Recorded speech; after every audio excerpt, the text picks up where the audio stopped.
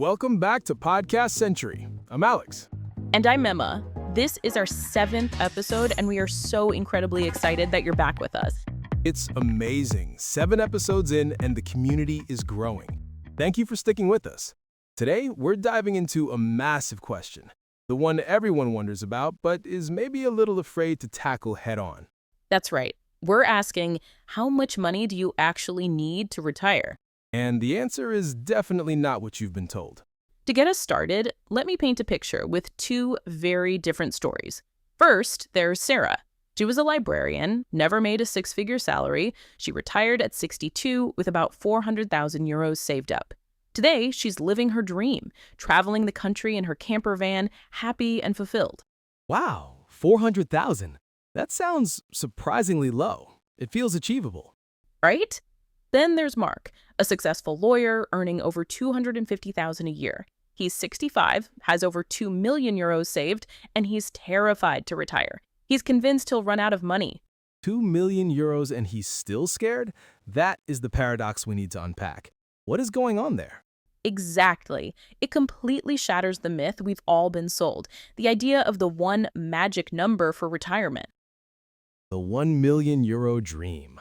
Yes, the belief that if you just hit that 7-figure mark, a golden gate opens and all your worries vanish.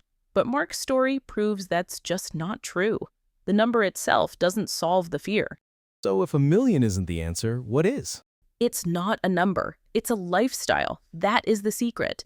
Your retirement savings goal is 100% tied to how you want to live.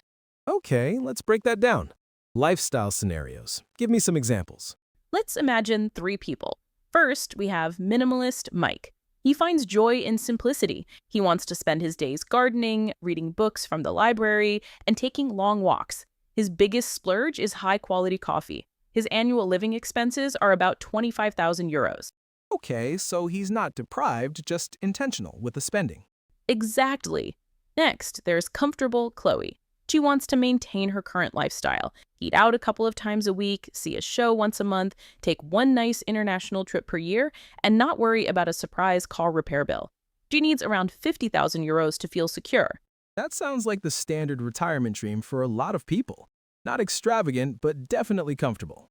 It is. And finally, let's meet luxury Leo. He wants to fly business class always. He wants a vacation home by the lake, a country club membership, and the freedom to financially help his kids and grandkids.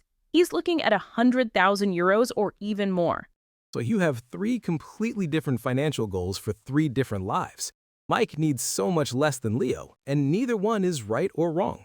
And that's the point. You can't know your number until you define your dream. So listeners, take a moment. Are you a Mike, a Chloe, or a Leo?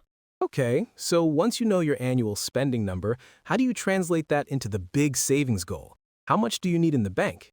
This is where a brilliant rule of thumb comes in handy. It's called the 4% rule. It sounds technical, but I promise the math is simple. Lay it on me.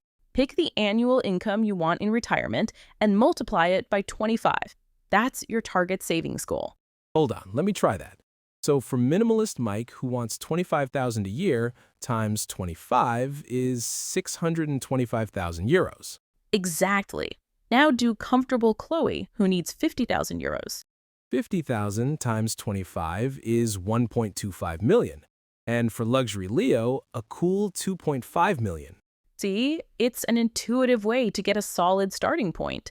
The idea is you can safely withdraw 4% of your total investments each year, which is your yearly income, and the pot of money should last for at least 30 years, likely even growing over time thanks to market returns. That's a game changer. It connects your daily spending directly to your final savings goal.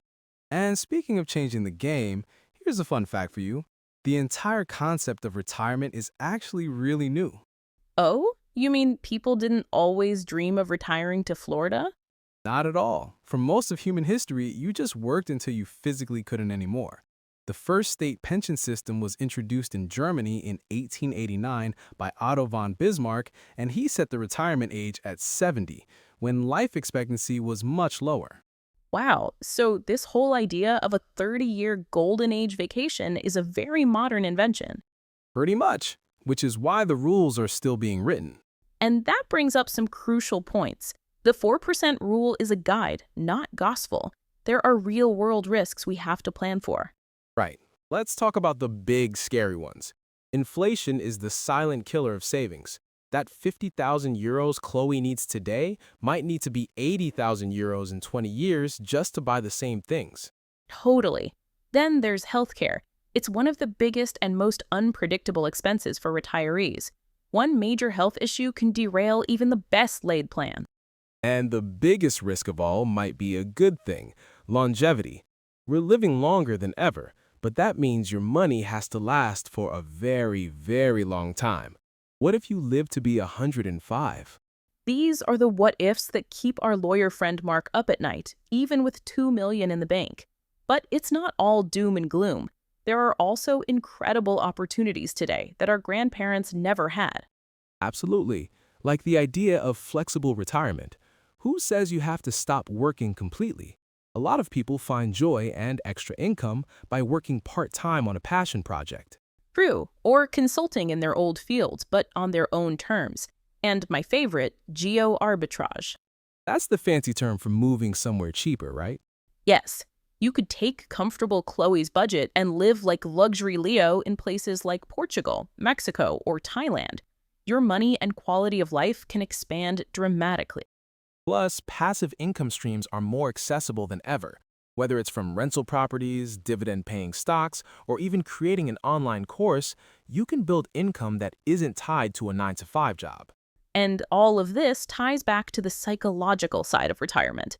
It is not just a math problem. For so many people, their identity and sense of security are completely wrapped up in their job and their bank balance. Right. The fear of what if can be paralyzing. What if the market crashes the year I retire? What if I get sick? It makes it almost impossible to ever feel like you have enough. That's why it's so critical for everyone listening to really sit down and ask, what does enough mean to me? Not to my parents, not to society. What do I truly need to feel happy, safe, and free? That's such a powerful question. It shifts the focus from wealth to freedom, the freedom to choose how you spend your days. And that freedom is the future of retirement. The old model of working for 40 years at one company and getting a gold watch, it's over.